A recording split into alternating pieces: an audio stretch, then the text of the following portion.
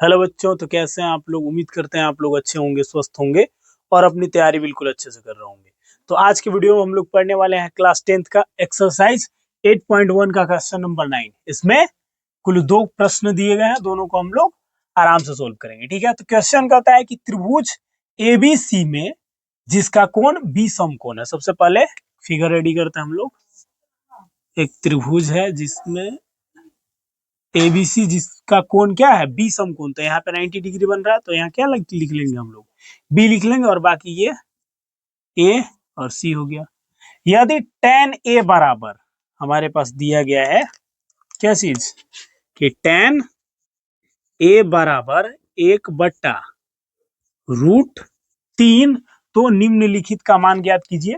Sign A into cos C plus cos A into sine C, और यहाँ पे दूसरा number cos a into sine C minus sine A into sine C. तो यहाँ पे theta change है, हम लोग को थोड़ा सा ध्यान से करना है। यहाँ पे a, यहाँ पे c, फिर देखिए a और c है, दो थीटा है इसमें। एक बार थीटा को हम लोग a लेंगे, एक बार थीटा हम लोग c लेंगे। ठीक है, तो यहाँ पे जो दिया गया उसको हम लोग देखेंगे। tan a बराबर दिया गया है क्या चीज 1/√3, और tan थीटा बराबर हम लोग क्या जानते हैं p/b, अर्थात हमारे पास कितना है p बराबर 1 और b बराबर √3। हमको क्या ज्ञात करना है, h ज्ञात करना है। तो हम लोग पाइथागोरस प्रमेय से जानते हैं कि h स्क्वायर बराबर p square plus b square होता है। तो h स्क्वायर बराबर p का मान कितना है 1, तो 1 का स्क्वायर प्लस b है √3, तो √3 का क्या हो जाएगा स्क्वायर। h स्क्वायर बराबर 1 का स्क्वायर 1 प्लस √3 का स्क्वायर करेंगे तो कितना आ जाएगा 3 आ जाता है, और 3 और 1 कितना हो जाएगा 4, और इधर से स्क्वायर हटेगा तो रूट चढ़ जाता है 4, यानी कि h बराबर कितना आ गया फाइनल, रूट से बाहर निकालेंगे तो 2 आ जाएगा। ठीक है, यहां तक आपको दिक्कत नहीं होना चाहिए। अब हम लोग क्या इसमें फाइंड कर लिए, हमारे पास p बराबर भी हो गया, b बराबर हो गया और h बराबर भी हो गया। ठीक है, तो इसके सामने अब हम लोगों को क्या करना होगा, सबसे पहले हम लोग sign A cos A sign सी, पहले ए वाला हम लोग फाइंड करेंगे। थीटा अगर इस त्रिभुज में हम क्या मानते हैं ए को मानते हैं, तो थीटा के सामने वाला क्या होता है लंब होता है, यानी कि पी हमारा क्या हो जाएगा बीसी क्या हो जाएगा पी हो जाएगा। और इसके सामने वाला 90 डिग्री के सामने वाला कर्ण होता है, यानी कि h बराबर ये हो जाएगा 2। तो ये हमारा, ये हमको लंब पता चल गया और कर्ण पता चल गया, तो फाइनल एक जो ए बी बच गया वो क्या होगा आधार, यानी कि b बराबर ये हो जाएगा ए बी क्या हो जाएगा हमारा आधार होगा √3। अब ए को हम लोग थीटा माने हैं, तो साइन ए कॉस ए, बस यहाँ पे भी कॉस ए है और साइन ए है, तो हम लोग यहाँ पे वैल्यू थोड़ा सा निकाल लेते हैं। ये साइन ए बराबर क्या होता है p/h, तो p का वैल्यू कितना p बराबर यहाँ पे थीटा ए माने है, इसके अकॉर्डिंग वैल्यू निकाल रहे हैं अभी हम लोग।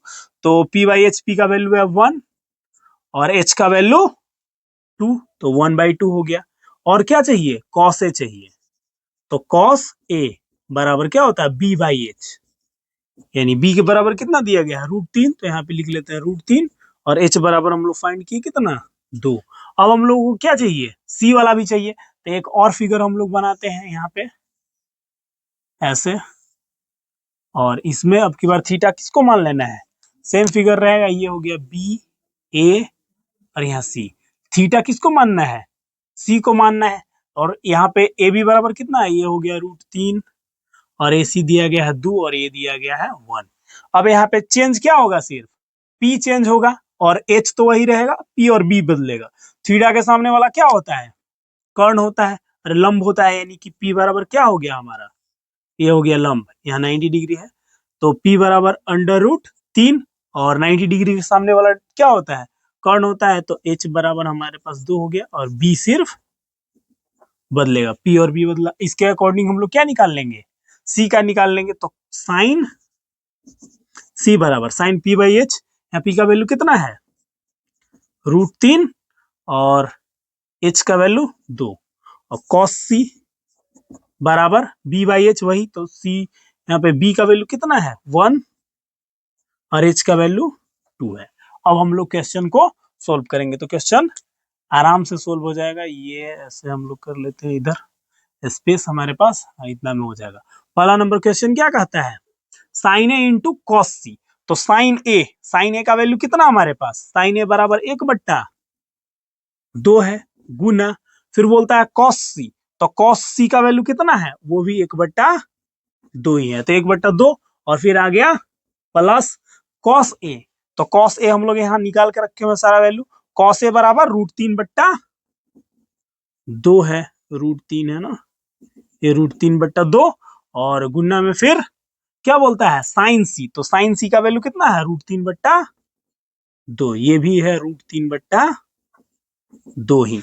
अब इसको हम लोग कैलकुलेट कर लेते हैं, 1 × 1 तो कितना आ जाएगा 1 और 2 दूना 4 प्लस √3 गुना √3 तो कितना हो जाएगा 3 और बट्टा में 2 दूना 4, एलसीएम लेंगे तो क्या आएगा 4 और 1, ये हो जाएगा 1 + 3 सेम उतरेगा, 3 और 1 4/4 और कटेगा तो फाइनल आंसर 1।